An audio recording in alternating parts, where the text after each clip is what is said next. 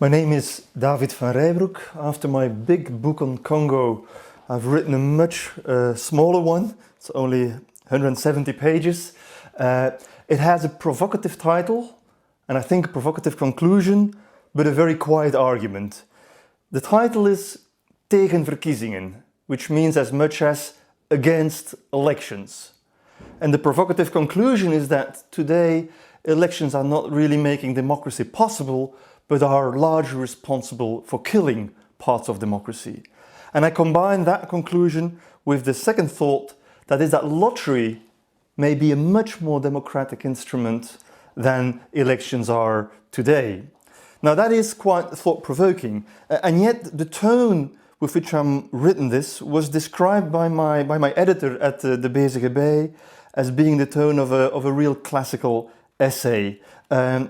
The book actually consists of 4 parts, and I use a medical metaphor throughout the book. First part is called symptoms, second one is called diagnosis, third one pathogenesis, fourth one remedies. Fairly classical way of working when dealing with a particular, particularly societal topic, and the topic here at hand is the crisis of today's democracy. So the symptoms I'm starting with are basically describing the disease of representation. I call it the democratic fatigue syndrome.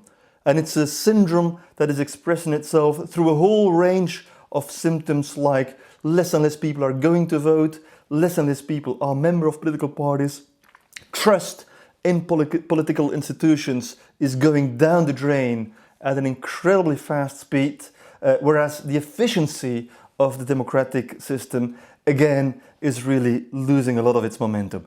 This is what I described in the first part called symptoms, and I use a lot of academic stuff for that. And then afterwards, I give a couple of diagnoses that have been given. It's the fault of politicians, it's the fault of democracy, it's the fault of representative democracy, and then I come up with my own diagnosis that says it's the fault of a particular form of representative democracy, notably electoral democracy. That brings me to the third part, where I say that today elections are regarded as synonymous to democracy, and yet we seem to forget that we've only been playing with elections for 200 years and we've been having democracy for 3,000 years. So I'm trying to show that throughout history, lottery has a much longer standing tradition as a democratic instrument than elections ever had. And the rest of my book is trying to show how the idea of lottery is coming back up again.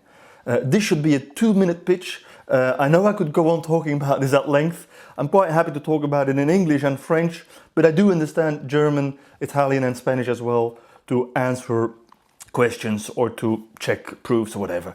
So this is the book I've been writing on. It's a small book, it's a result of 3 years working, and it's been provoking quite a bit of debate here in the Low Countries, that is Flanders and the Netherlands.